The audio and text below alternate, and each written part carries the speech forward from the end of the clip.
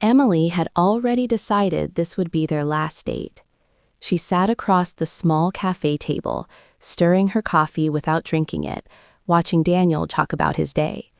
He was polite, calm, maybe a little too serious, not her usual type.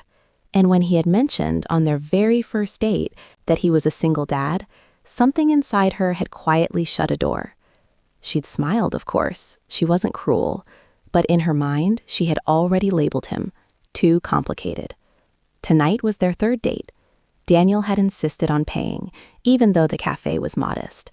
Emily noticed the worn cuffs of his jacket, the careful way he checked prices before ordering. She misread it as cheapness, or maybe lack of ambition. Then it happened. As Daniel reached into his pocket to grab cash, his wallet slipped and fell to the floor. Cards scattered, a few folded bills, and something else. A small, creased photograph slid out and landed face up near Emily's shoe. She froze. It was a picture of a little girl, maybe 6 years old, missing her front tooth, smiling so wide it looked like happiness itself. She was sitting on a hospital bed, holding a stuffed rabbit. Her head was bald. Emily's breath caught. "I'm so sorry," Daniel said quickly, kneeling to gather his things. His hand hesitated when he reached for the photo.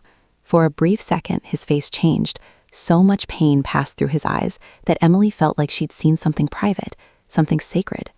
"That's my daughter," he said softly. "Lily." Emily swallowed. She's beautiful." Daniel nodded, slipping the photo back into his wallet carefully, like it might break. That picture was taken 2 years ago, during her chemotherapy.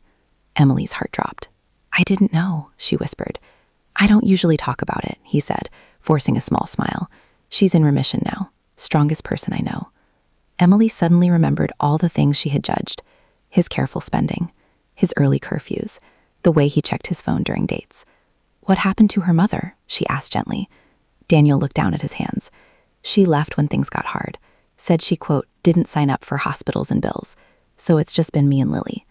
Silence filled the space between them, but it wasn't awkward. It was heavy.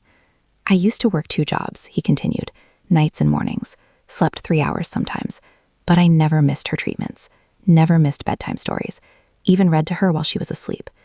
Emily felt tears burning behind her eyes. She had thought he lacked excitement. She had thought he was boring. She had been so wrong.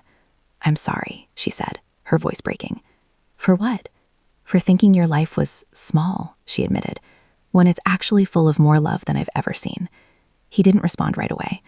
Then he smiled, not the polite smile from before, but something real, something warm. Most people don't stay when